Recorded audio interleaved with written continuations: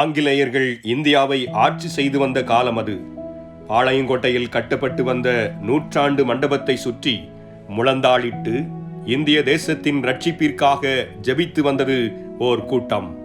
அந்த ஜெப வீரர்களோடு தன்னையும் இணைத்து கொண்டார் வெள்ளாளன் விளையில் பிறந்த வேதநாயகம் சாமுவேல் அசரியா என்ற இளைஞர்.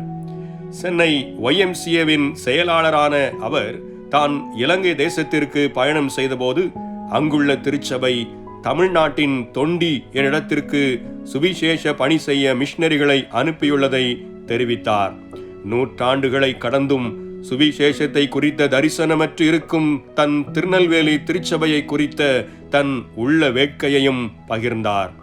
இந்திய மக்களுக்கு இந்திய மிஷனரிகள் இந்திய பொருளாதாரத்தை கொண்டு சுவிசேஷத்தை அறிவிப்பதின் அவசியத்தை உணர்த்தினார். அவர் ஏற்றி வைத்த சுவிசேஷத்தி 1903 ஆண்டு பிப்ரவரி மாதம் 12ஆம் நாள் 20 திருச்சபையினர் மற்றும் 8 போதகர்களுடன் இந்திய மிஷனரி சங்கம் உருவாக காரணமாயிற்று.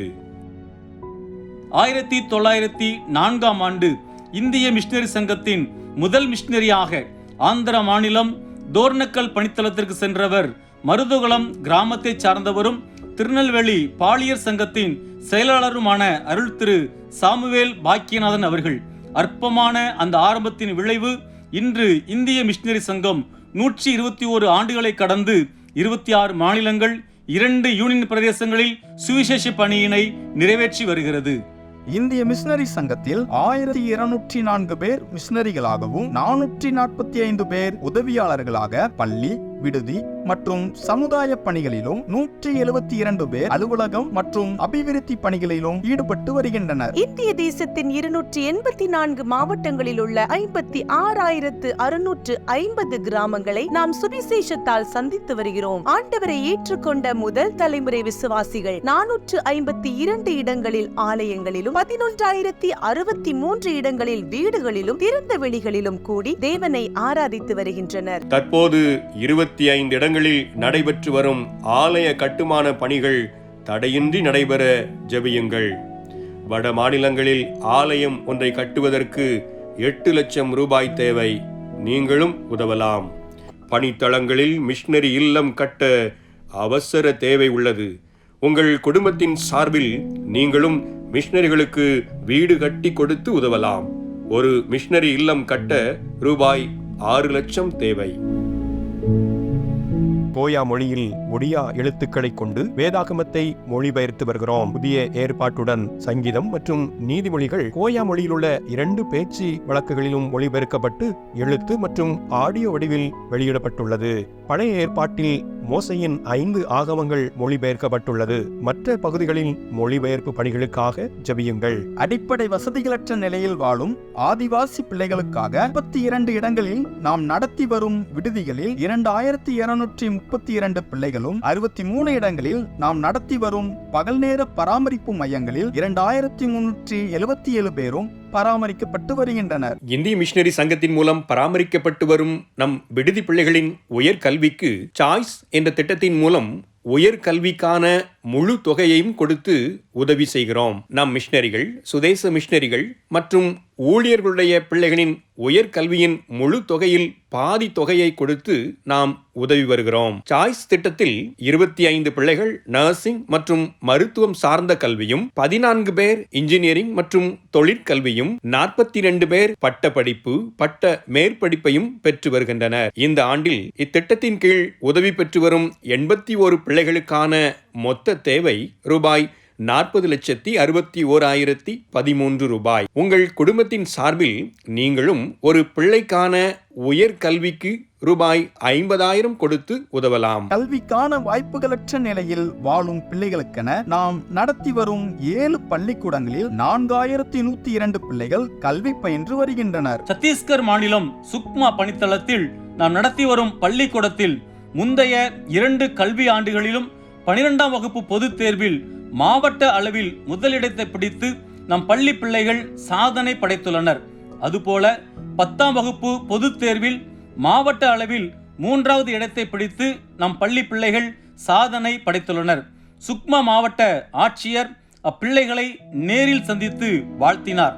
ஜார்க்கண்ட் மாநிலம் தாரு பணித்தளத்தில் நாம் நடத்தி வரும் பள்ளியில் பயின்ற அங்கித் குமார் என்ற மாணவன் UPSC மூலம் நடைபெற்ற இந்தியன் இன்ஜினியரிங் சர்வீஸ் எக்ஸாமில் அகில இந்திய அளவில் 6வது இடத்தை பெற்றுள்ளார்.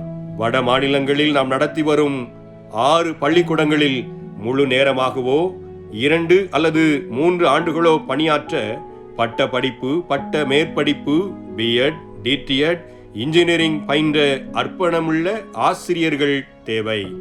3 இடங்களில் மருத்துவ மையங்களையும் 2 மருத்துவமனைகளையும் நடத்தி சிகிச்சையோடு தேவன் அருளும் விடுதலையையும் கொடுத்து வருகின்றோம். தையல் பயிற்சி மையங்கள் 77 இடங்களிலும், கம்ப்யூட்டர் பயிற்சி மையங்கள் 7 இடங்களிலும் நாம் நடத்தி வருகின்றோம். பார்வையற்றோருக்கான விடுதி ஒன்றையும், ஏழை வயோதிப விதவைகளுக்கான நல உதவி மையம் ஒன்றையும் நடத்தி வருகின்றோம். பகல் நேர பராமரிப்பு மைய குழந்தை ஒன்றை ஆதரிக்க மாதம் ரூபாய் 500 தேவை. கிராமம் ஒன்றிற்கு நற்செய்தி அறிவிக்க மாதம் ரூபாய் 500 தேவை. மிஷனரிகளின் மருத்துவ தேவையை சந்திக்க மாதம் ரூபாய் 300 தேவை. வாருங்கள், நாம் இணைந்து செயல்படுவோம். இந்திய தேசம் இயேசுவை அறிய செய்வோம்.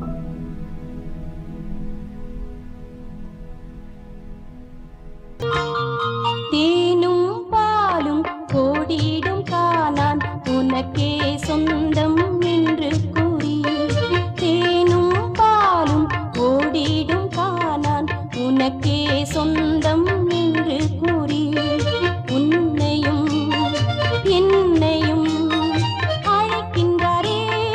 செல்வோம் நாம் சுதந்தரிப்போம், செல்வோம் நாம் சுதந்தரிப்போம்.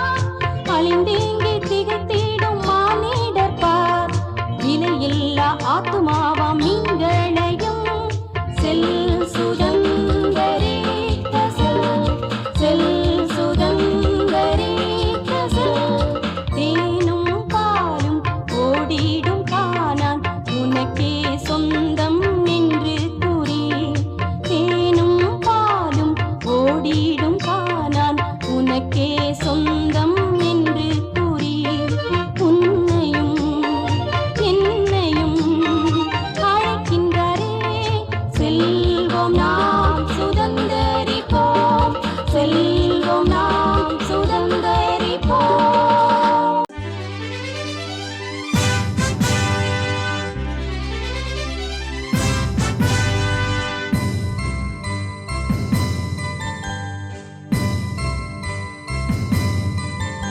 அன்பானவர்களே, ஆண்டவரும் இரட்சகருமாகிய இயேசு கிறிஸ்துவின் இனிய நாமத்தில் இந்த நிகழ்ச்சியை காண்கிற உங்கள் அனைவரையும் அன்போடு நான் வாழ்த்துகிறேன்.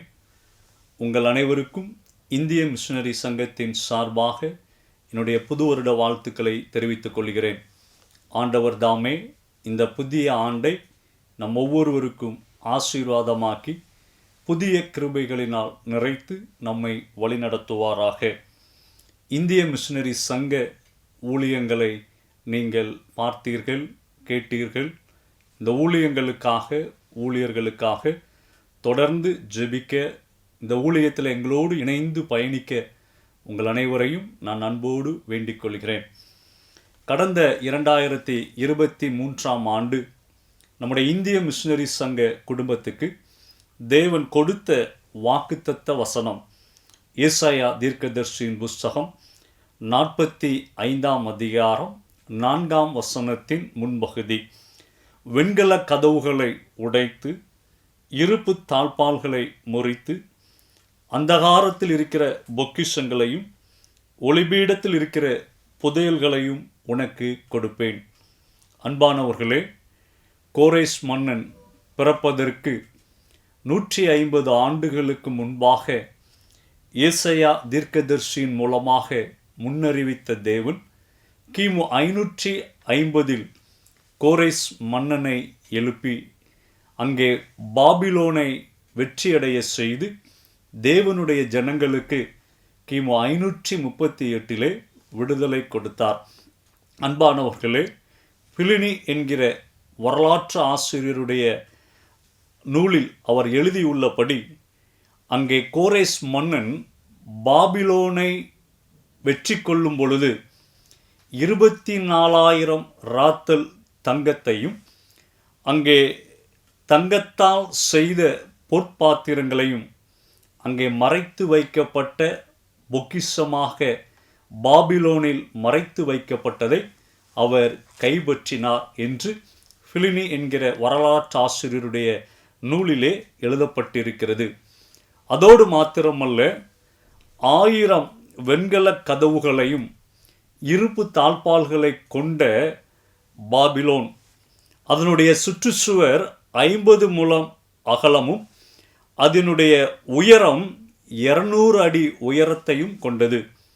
யாரும் எளிதில் நுழைய முடியாத, யாரும் தகர்க்க முடியாத அந்த பாபிலோன் கோட்டைக்குள் கோரேஸ் மன்னனை தேவன் நுழையச் செய்தார். கோரேசனுடைய கல்வெட்டிலே இவ்விதமாக எழுதப்பட்டிருக்கிறது: ஒரு நண்பன் உடன் நடந்து போவது போல தேவன் கோரேஸ் மன்னனோடு பாபிலோனிய வீதிகளில் நடந்து சென்றார் என்று சொல்லி. அன்பானவர்களே, கோரேஸ் மன்னனை முன்குறித்து ஆண்டவர் அவரை கொண்டு செய்ய போகிறதை முன்னறிவித்து அவரோடு கூட இருந்து வாக்கு கொடுத்த ஆண்டவர் முன் சென்று அந்த வாக்கை நிறைவேற்றினார். இந்த வார்த்தையை தான் கடந்த 2023ஆம் ஆண்டு நம்முடைய இந்திய மிஷனரி சங்க குடும்பத்துக்கு ஆண்டவர் வாக்குத்தத்தமாக கொடுத்தார். வாக்கு கொடுத்த ஆண்டவர் நம்முடைய ஊழியங்களிலே, நம்முடைய ஆதரவாளர்களுடைய குடும்பங்களிலே அதை நிறைவேற்றவும் செய்தார். ஆன்மீக பணியின் மூலமாக நற்செய்தி அநேகரை சென்றடையவும், அநேகர் கிறிஸ்துவின் அன்பை கண்டவர்களாக அவருடைய தொழுவத்துக்குள் கடந்து வரவும் தேவன் கடந்த ஆண்டு உதவி செய்தார். சமுதாய பணியின் மூலமாக அநேகருக்கு நாம் வாழ்வாதாரத்தை ஏற்படுத்தி கொடுக்கவும், அநேகருடைய வாழ்க்கையை மறுகட்டமைக்கவும் தேவன் கிருபை செய்திருக்கிறார். விடுதி மற்றும் கல்வி பணியின் மூலமாக அநேகருடைய கண்கள் திறக்கப்படவும், அநேகர் நல்ல ஒரு வாழ்க்கைக்கு நேராக வழிநடத்தப்படவும், கல்வி பணியிலே நாம் ஒரு நல்ல நிலையை எட்டவும் தேவன் அருள் புரிந்திருக்கிறார். வாக்கு கொடுத்த ஆண்டவர் சிறிதும் வாக்கு மாறாதவராக கடந்த 2023 ஆண்டு முழுவதும் நம்மோடு கூட இருந்து நம்மை நடத்தினார். அவர் கொடுத்த வாக்குத்தத்தத்தை நம்முடைய ஊழியங்களிலும் நம்மை சார்ந்த அனைத்து குடும்பங்களிலும் நிறைவேற்றினார். அதை எண்ணி நான் தேவனுக்கு நன்றி செலுத்துகிறேன். இந்த 2024 ஆண்டில் தேவன் நம்முடைய இந்திய மிஷனரி சங்க குடும்பத்துக்கு கொடுத்த வாக்குத்தத்த வசனம் ஏசாயா தீர்க்கதரிசியின் புஸ்தகம் 54 அதிகாரம் 3 வசனம். இந்த வசனத்தின் மூலமாக இந்த ஆண்டு தேவன் நம்மை நடத்த போவதை நமக்கு கற்றுத்தந்திருக்கிறார். ஏசாயா தீர்க்கதரிசியின் மூலமாக கொடுக்கப்பட்ட இந்த வார்த்தை ஆதியாகமம் 28 அதிகாரம் 14 வசனத்திலே தேவன் ஆபிரகாமுக்கு கொடுத்த வாக்குத்தத்தத்தின் நிறைவேறுதலாகும். தாவீது அரசனுடைய நாட்களிலும் சரி, சாலமோன் அரசனுடைய நாட்களிலும் சரி, இந்த வாக்குத்தத்தம் நிறைவேறாமல் இருந்தது. அதைத்தான் இப்பொழுது தேவன் செய்வேன் என்று ஏசாயாவின் மூலமாக வாக்காக அங்கே கொடுப்பதை நாம் பார்க்கிறோம். இந்த அருமையான வாக்குத்தத்தத்தை தான் இன்று பல்வேறு சூழ்நிலைகளுக்கு மத்தியில் கலாச்சாரம் கடந்து 121 ஆண்டுகளாக சுவிசேஷ ஊழியத்தை நிறைவேற்றி கொண்டிருக்கிற நம்முடைய இந்திய மிஷனரி சங்கத்துக்கு ஆண்டவர் இந்த ஆண்டு தந்திருக்கிறார். ஆண்டவர் கொடுத்த இந்த வாக்குத்தத்தத்தை ஏசாயா 54 அதிகாரம் 1 முதல் 5 வசனங்களின் மூலமாக நாம் தியானிப்போம் என்றால் நமக்கு அது ஆசீர்வாதமாக அமையும் என்பதிலே சந்தேகமில்லை.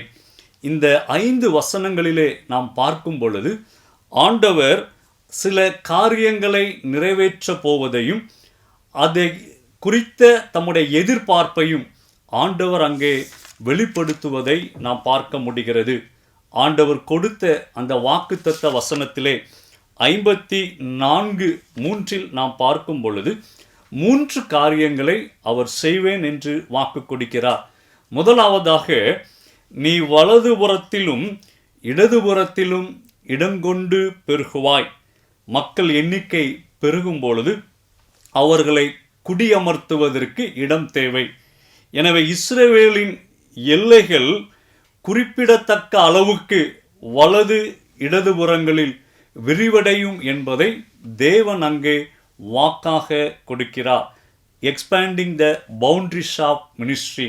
நம்முடைய ஊழியத்திலும் ஆண்டவர் அதே காரியத்தை செய்வேன் என்று வாக்கு கொடுக்கிறார்.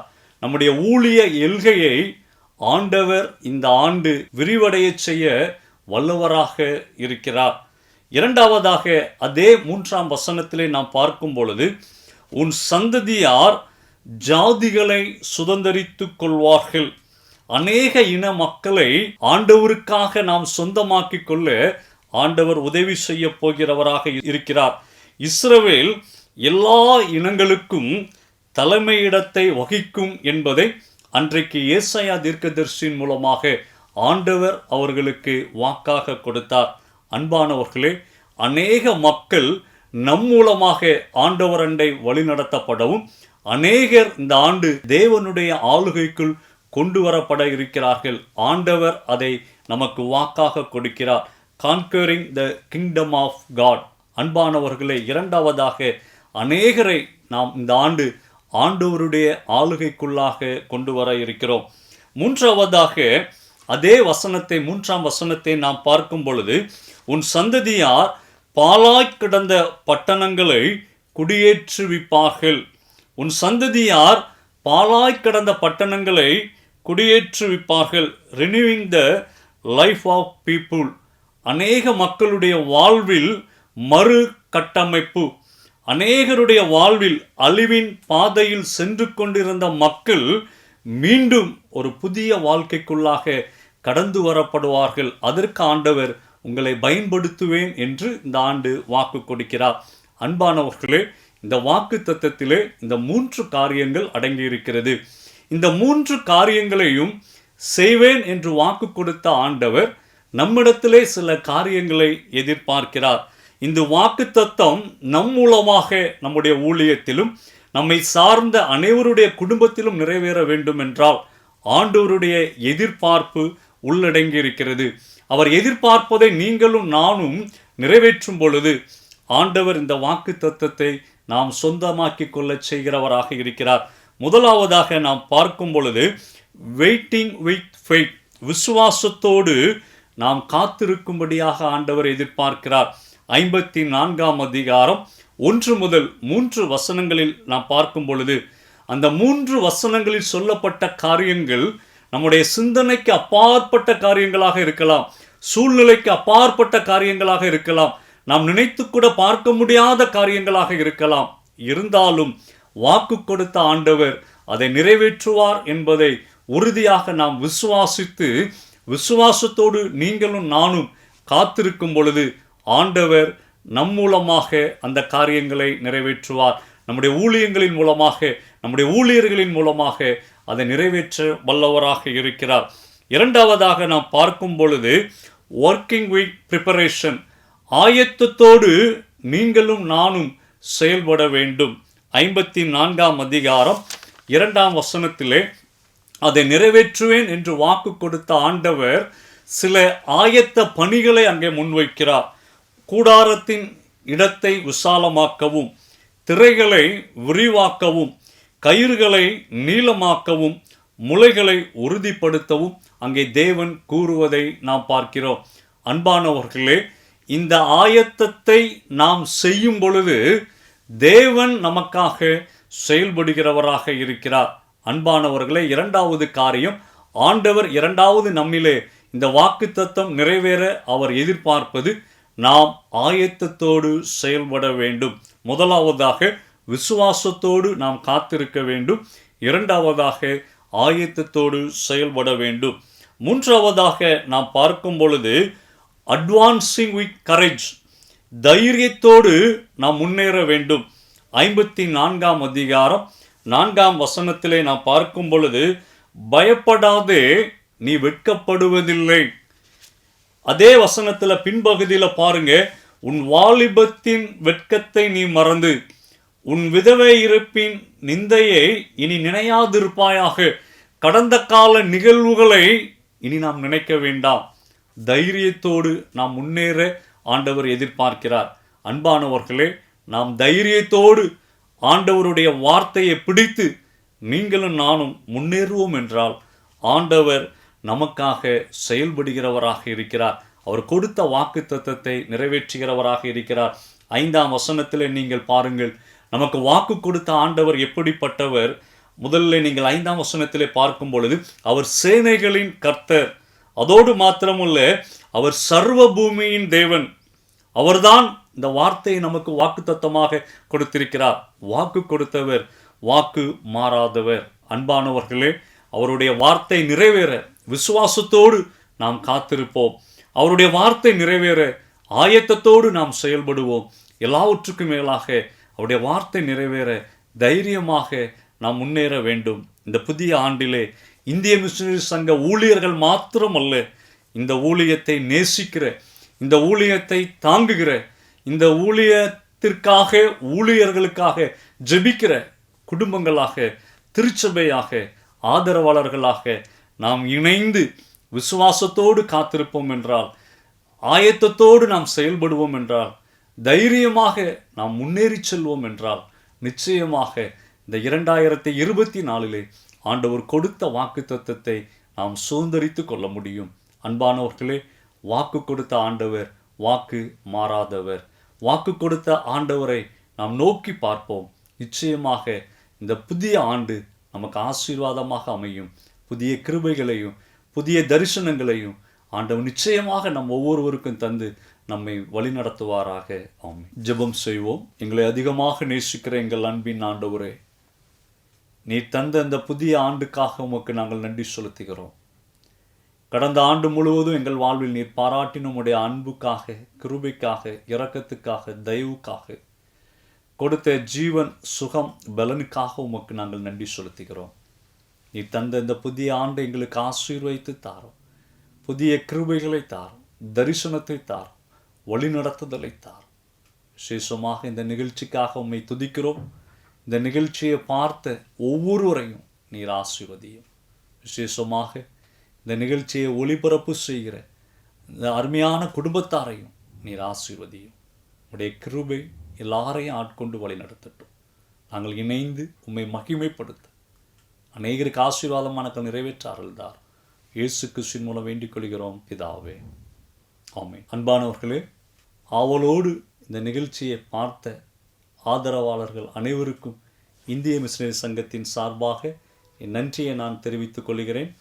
ஆண்டவர் இந்த புதிய ஆண்டை நம் ஒவ்வொருவருக்கும் ஆசீர்வாதமாக்கி நம்மை வழிநடத்துவாராக.